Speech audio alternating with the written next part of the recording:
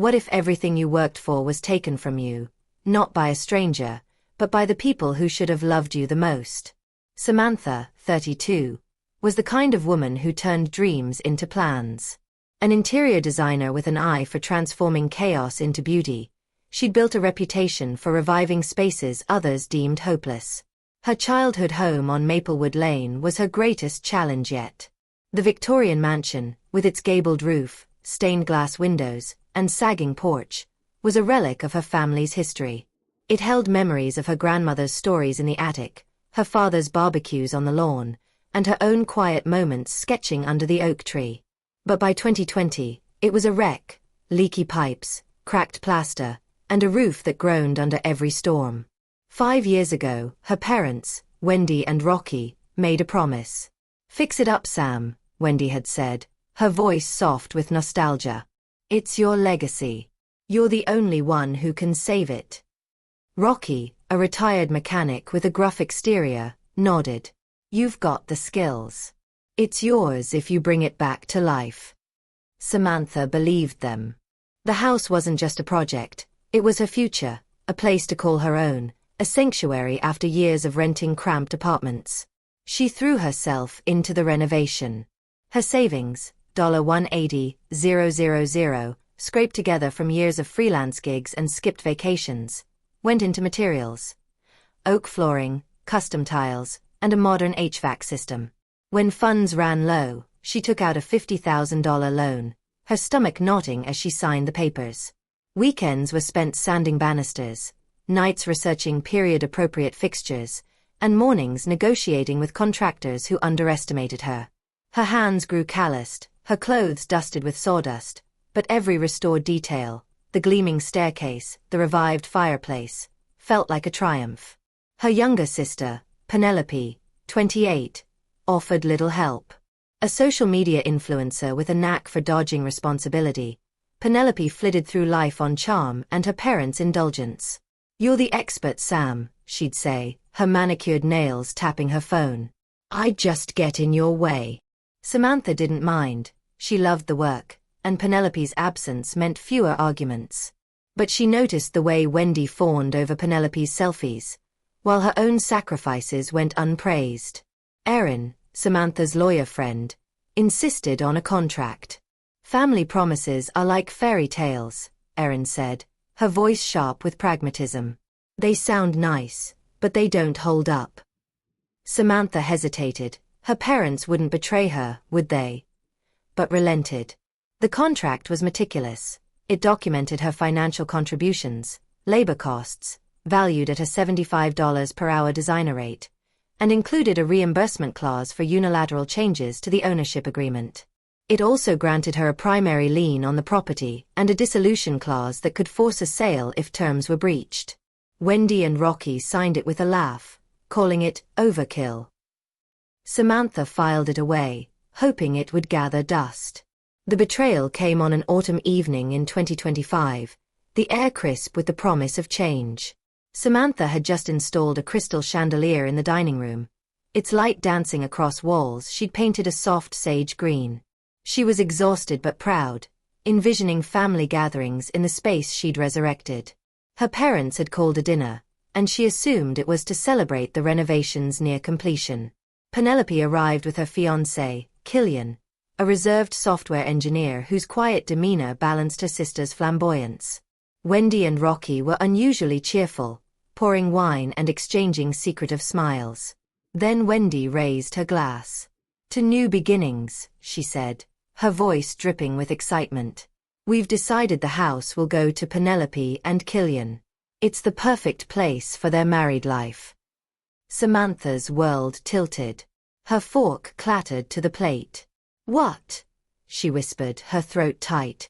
Rocky shrugged, his eyes fixed on his wineglass. "You're single, Sam. You don't need a big house. Penelope and Killian are starting a family. It's only fair."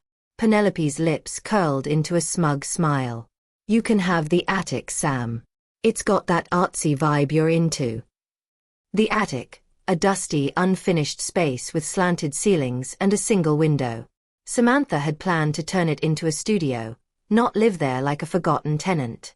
Her vision blurred with tears, but she blinked them back. 5 years of labor, $230,000 of her money, countless sleepless nights, all dismissed with a smirk and a shrug. She excused herself, her legs shaking as she climbed the stairs to her temporary bedroom. Alone, she opened a locked drawer and pulled out the contract. Its pages were crisp, the ink a stark reminder of Erin's foresight.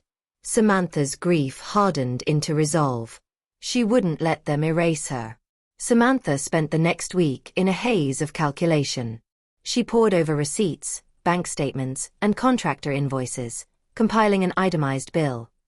$180,000 from her savings, $50,000 from the loan, $25,000 in accrued interest, and $120,000 in labor costs for her 1,600 hours of work. The total was $375,000. The contract's reimbursement clause was clear. If the ownership agreement changed without her consent, she was entitled to full repayment, plus interest. The primary lien meant no one could sell or transfer the house without settling her claim. The dissolution clause was her trump card. It could force a sale, with proceeds prioritized to her investment. She requested a family meeting, her voice steady despite her racing heart. In the dining room, under the chandelier she'd installed, she slid the contract and invoice across the table. "You signed this," she said. "This is what you owe me." Wendy's face flushed. "This is outrageous. You're putting a price on family? After everything we've done for you." Rocky's voice was low, menacing. "You're jealous of Penelope, always have been. This house is her future, not yours. Stop being selfish." Penelope laughed, a sharp, cutting sound. "You're pathetic, Sam. It's just a house. Move on." Samantha's jaw tightened, but she didn't flinch. "It's not just a house. It's my investment, my work, my life. You don't get to rewrite the rules because it suits you." The family's outrage exploded. Wendy sobbed about family betrayal, her tears as theatrical as a soap opera. Rocky offered a settlement of $15,000, calling it more than fair. Penelope, undeterred, began redecorating, painting the dining room a garish pink and tossing Samantha's carefully chosen curtains into a corner. "It's my house now," she declared, her voice dripping with entitlement. Samantha didn't waver. With Erin's guidance, she sent a formal demand letter, invoking the contract's lien and dissolution clauses. She also hired an appraiser, who valued the house at $620,000, a testament to her renovations. The lien ensured her $375,000 claim took precedence over any sale or transfer. The dissolution clause loomed like a storm cloud. If they didn't pay, the house could be sold, and she'd get the lion's share. The family's tactics grew desperate. Wendy and Rocky drafted a waiver for Samantha to sign, offering $30,000 to relinquish her claim. Erin reviewed it and snorted. "It's a legal joke," she said. "Sign this, and you lose everything." Samantha tore it up. Penelope, meanwhile, threw lavish parties in the house, inviting her influencer friends to admire her new home. She posted videos online, captioning them #DreamHouse, while mocking Samantha as the attic girl in private. But cracks began to show. Killian, who had stayed silent during family arguments, grew distant. One evening, as Samantha was packing her tools, he approached her in the garage. "I didn't know about the contract," he said, his voice low. "They told me you were okay with this. I don't think I can do this." Samantha saw an opening but played it carefully. She showed him the contract and invoice, letting the numbers speak. Killian's face paled. "They lied to me," he said. "Penelope knew, didn't she?" Samantha nodded, letting the truth sink in. The twist came at a family dinner a week later. Penelope, oblivious to Killian's doubts, was gushing about wedding plans. Killian stood abruptly, his chair scraping the floor. "I'm done," he said, his voice steady but cold. "I can't marry into a family that screws over one of their own. Penelope, you knew what Sam did for this house. You all did."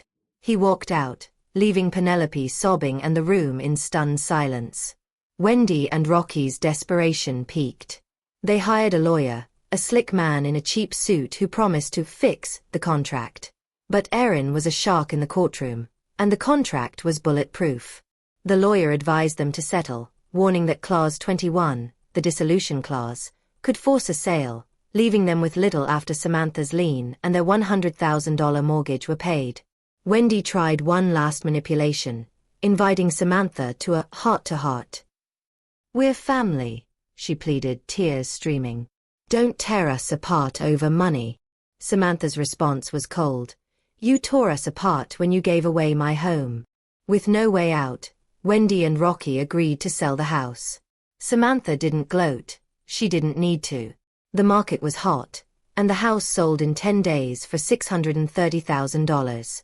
After paying the $100,000 mortgage, Samantha's $375,000 lien, plus $10,000 in legal fees, and closing costs, Wendy and Rocky were left with $130,000, a fraction of their expectations. Penelope got nothing, her dreams of a grand wedding and a picture-perfect home shattered. Samantha took her share and bought a sleek downtown condo, its floor-to-ceiling windows offering a panoramic view of the city skyline. She furnished it with her signature style, minimalist furniture, warm wood accents, and bold artwork that screamed independence. The condo was hers. No contracts, no promises, no betrayals. Wendy and Rocky moved into a cramped rental apartment, their savings depleted. Their once loud voices were subdued, their manipulative tactics exposed as futile. Penelope, humbled by Killian's departure and the loss of the house, took a job as a receptionist at a car dealership. Her Instagram went quiet, her influencer persona replaced by a grudging acceptance of reality. Samantha stood on her condo's balcony, the city's pulse thrumming below. The October breeze carried the scent of rain, and she sipped a glass of Merlot, her reflection faint in the glass railing. The betrayal still lingered, a dull ache, but it no longer controlled her. She'd turned her pain into power, her loss into liberation. The contract, a lifeline she'd nearly overlooked, had been her salvation. Erin's foresight, her own resilience, and a refusal to be erased had rewritten her story. She thought of the house on Maplewood Lane, now home to a young family who'd fallen in love with its restored charm. It wasn't hers anymore, but it didn't need to be. It had been a chapter, not her whole book. Her family's greed had cost them more than money. It had cost them her trust, her presence, her love. Wendy called occasionally, leaving voicemails about rebuilding bridges, but Samantha let them go unanswered. Penelope sent a single text, "I'm sorry." Samantha didn't reply. Some wounds healed best with distance. In her condo, Samantha hosted friends, Erin, her contractor buddies, her design clients, who toasted to her new beginning. She took on bigger projects, her reputation soaring as the designer who could transform anything, even her own heartbreak. One evening, as she sketched a new project under the glow of a pendant lamp, she paused to look out at the city. The skyline was hers, a canvas of possibility. She'd built more than a home, she'd built her worth, brick by brick, choice by choice. The story of Maplewood Lane was over, but Samantha's was just beginning. She was free, not just from the house, but from the weight of her family's expectations. And as the city lights twinkled, she knew one thing for certain: no one would ever take her future again.